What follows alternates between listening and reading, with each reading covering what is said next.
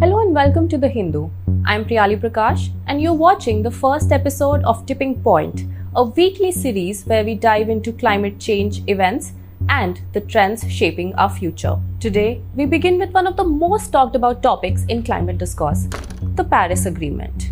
We've all heard about it, but what does it really mean? In 2015, world leaders gathered in Paris for the 21st United Nations Framework Convention on Climate Change, Conference of the Parties, also known as COP21.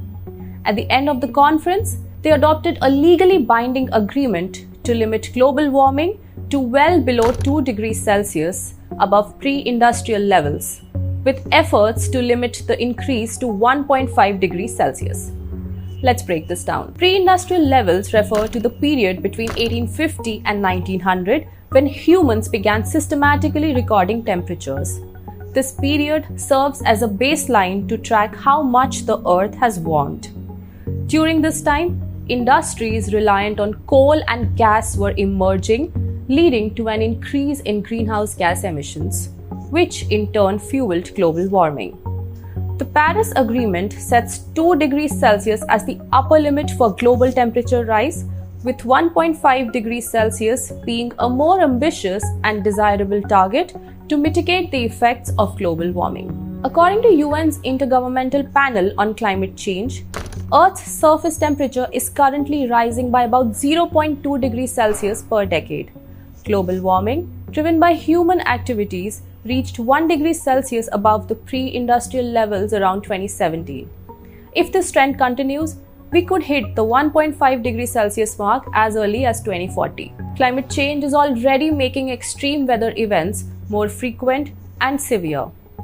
If the global temperature rises by 1.5 degrees Celsius, catastrophic consequences like a significant rise in sea levels and the destruction of 70% of coral reefs could follow. But if warming exceeds 2 degrees Celsius, the damage will be disproportionately worse. The UNFCCC warns that greenhouse gas emissions must peak by 2025 at the latest and decline by 43% by 2030 to limit global warming to 1.5 degrees Celsius. However, the 1.5 degrees Celsius threshold comes with a caveat.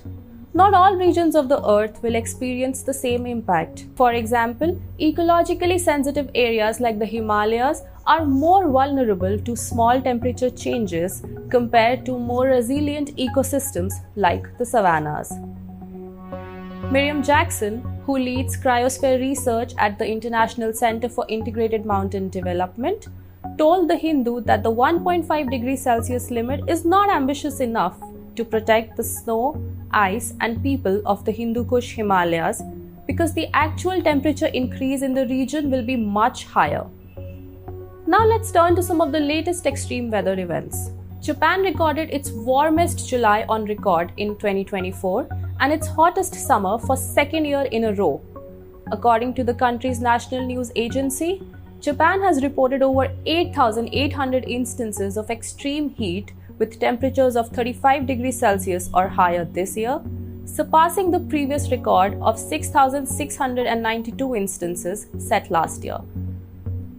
Meanwhile, South America is battling intense wildfires exacerbated by extreme heat and drought. As global temperatures rise, wildfires are burning longer and more frequently.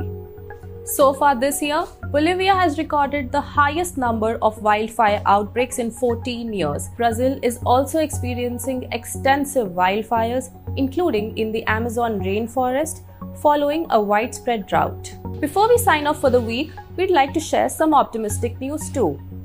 While climate change is severe, there are initiatives working to mitigate its impact. One such project is a solar energy power plant at a hospital in Nagpur operated by Suntria Energy. The super specialty hospital runs on an 841 kilowatt plant, which can cover the entire hospital's energy needs under ideal sun conditions. The hospital's peak load is around 800 kilowatts and they've invested about 3 crore rupees in the project. The Hindu spoke with Kedar Sathe, a partner at Suntria Energy overseeing the hospital project. reason I've selected this site is because यहाँ पे आपको you get all kind of installations. जो मैंने आपको morning में starting में बताया कि भाई यहाँ ग्राउंड माउंट भी है, यहाँ पे रूफ माउंट शेड में भी है, as well as there is RCC ground mount also. Second, the choice of this is कि it's a hospital. So hospital में आपको कैसा वर्किंग होता है. Secondly, it's a very new site and इसका पावर का overall evacuation is very well planned. The site was very well planned by again a Mumbai based firm. The growth phase penetration level is not more than 15-20%, 15% hardly. So मेरे यहाँ पे जो भी नए freshers आते हैं sales वाले बोलते हैं सर कहाँ टारगेट करने का. मतलब जो भी रूफटॉप ऊपर पैनल नहीं दिखा है जाके घुसने का. Just go there, explain in the value, ask them the permission, maybe industry. We have stopped doing residential commercial projects. Better than tidal or even biogas or even than wind is there are no rotating parts. No rotating parts. So no wear and tear. So no maintenance. That is the advantage. और सब electrical cable है. तब आपके घर में आपने electrification किया होगा. I don't think so you ever open the wire and check the wires. If it is properly designed for the proper load, उसको कुछ नहीं होता सालों से technically. 1 kilowatt of solar energy is equivalent to the carbon emissions absorbed by 20 to 25 trees per year.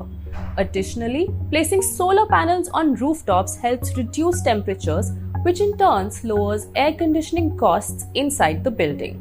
Thank you for watching. For more videos like this, please subscribe to The Hindu.